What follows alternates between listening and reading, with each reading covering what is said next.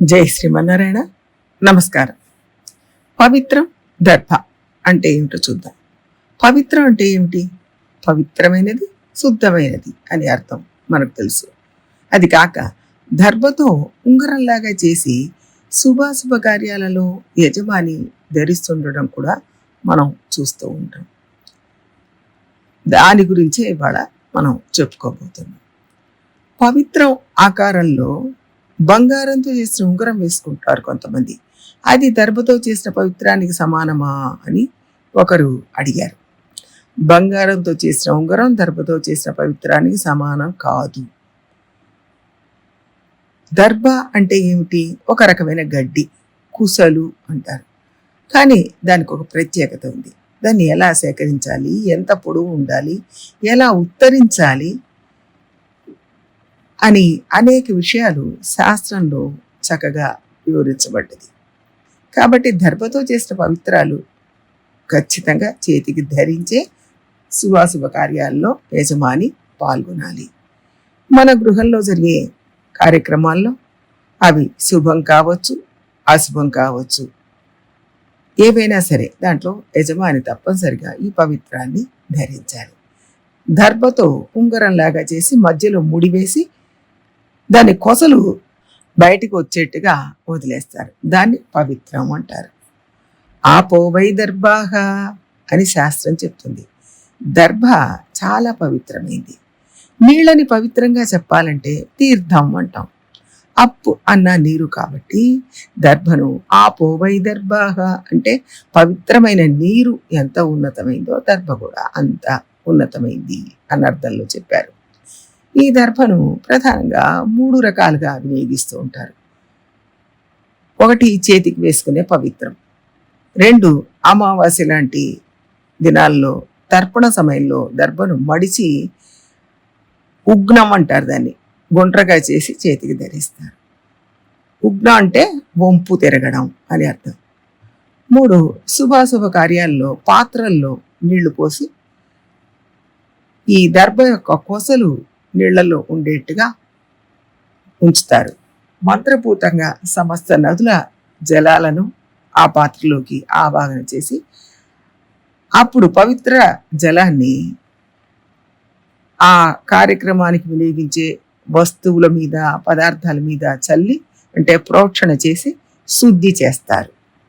అట్లానే అగ్ని కార్యాల్లో ఆ ఇంటి గృహిణి అగ్నిని తీసుకొచ్చినప్పుడు యజమాని పవిత్ర జలాన్ని ప్రోక్షణ చేసి అగ్నిని స్వీకరిస్తారు.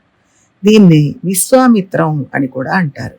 లోకానికి మంచిని చేస్తుంది కాబట్టి దీన్ని విశ్వామిత్రం అన్నారు. విశ్వానికే మిత్రుడు, విశేష జనానాం మిత్రత్వాత్ విశ్వామిత్రం అంటారు. తర్పణాల్లో ఉపయోగించే దర్భముడిని కూర్చం అంటారు. ఇది కాక దర్భను ఆసనంగా కూడా ఉపయోగిస్తారు. ప్రాణాయామం చేసేటప్పుడు దర్భ ఆసనం వేసుకొని కూర్చోవడం తెలుసు. చేతికి ధరించే పవిత్రాన్ని ఎలా తయారు చేస్తారు అంటే 2 అంగుళాలు, 1 అంగుళం, మళ్ళీ 2 అంగుళాలు, ద్వయంగుళం, ఏకం, ద్వయంగుళం అంటే రౌండ్గా ఉంగటంలాగా ఉండే భాగం 2 అంగుళాలు, దాన్ని మెలితిప్పి ముడివేసే భాగం 1 అంగుళం, మళ్ళీ చివరకు వేలాడే అంచులు 2 అంగుళాలు ఉండాలి. దీన్ని ఆ దర్భ పొదల నుంచి ఉత్తరించడానికి కూడా ఒక పద్ధతి ఉంది. 5 ముష్టి కొలతలు, ముష్టి అంటే ఒక గుప్పిట, 5 ముష్టి కొలతలు, 5 గుప్పిళ్ళు, 5 గుప్పిళ్ళు అంటే సుమారుగా మన మూర పొడవు ఉంటుంది. అక్కడకు దాన్ని పైనుంచి కిందికి కొలిచి తుంపుతారు. కింది నుంచి పైకి కొలవరు. ఎందుకంటే పై భాగం తేలిగ్గా ఉండి వంగుతుంది, కింది భాగం గట్టిగా ఉండి వంగదు. కాబట్టి పై భాగం నుంచి 5 ముష్టి కొలతలు కొలిసి ఉత్తరిస్తారు. దర్భలో స్త్రీ పురుష అని 2 రకాలు ఉంటాయి. శుభాశుభం ఏ కార్యక్రమానికైనా స్త్రీ దర్భనే ఉపయోగించాలి. స్త్రీ దర్భ అయితేనే వంగుతుంది, మగ దర్భ వంగదు. అది దేనికి ఉపయోగపడదు. పవిత్రం కానీ భుగ్నం కానీ స్త్రీ దర్భతోనే చేయగలుగుతారు.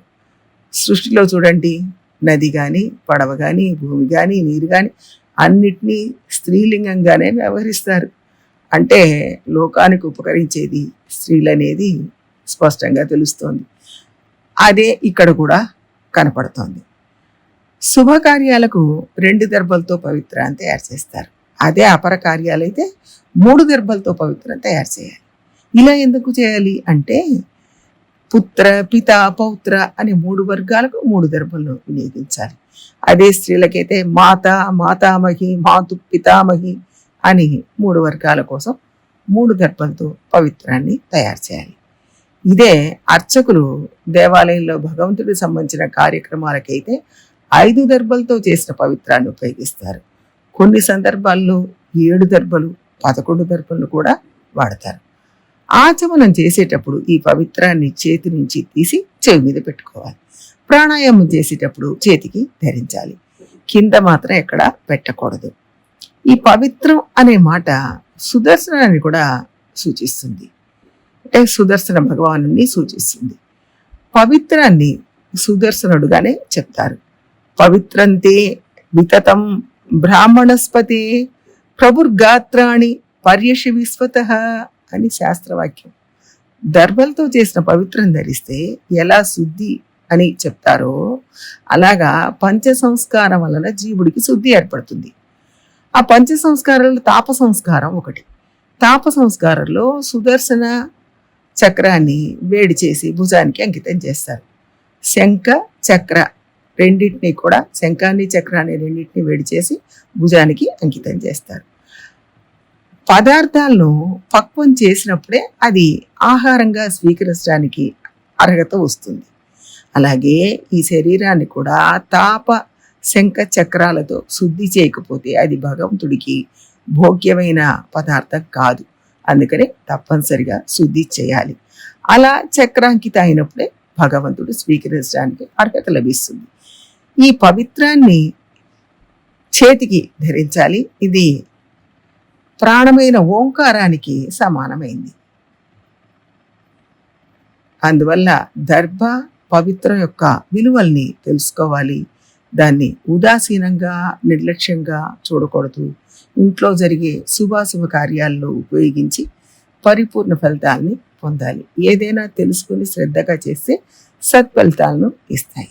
జై శ్రీమన్నారాయణ.